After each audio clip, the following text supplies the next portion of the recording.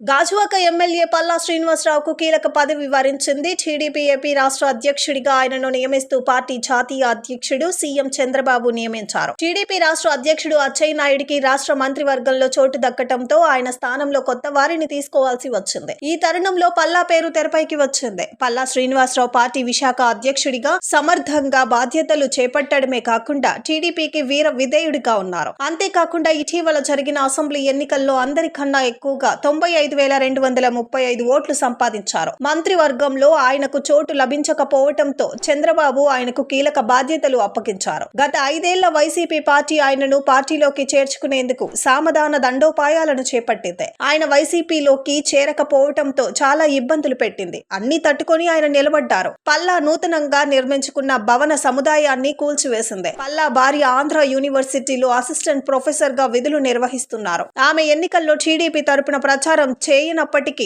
YCP వీసీగా పేరొందిన ప్రసాద్ రెడ్డి చాలా ఇబ్బందులు పెట్టారు. ప్రమోషన్లు సైతం ఆమెకు దక్కనీయకుండా చేశారు. కాగా పదవి బాధ్యతలు చేపట్టిన అనంతరం పల్లా శ్రీనివాసరావు మాట్లాడుతూ చంద్రబాబు తనకు అప్పగించిన బాధ్యతలను సమర్థంగా నిర్వహిస్తానని చెప్పారు. కక్షలు ప్రతీకారాలకు తావివ్వకుండా పార్టీ పటిష్టతకు కృషి చేస్తానని తెలిపారు.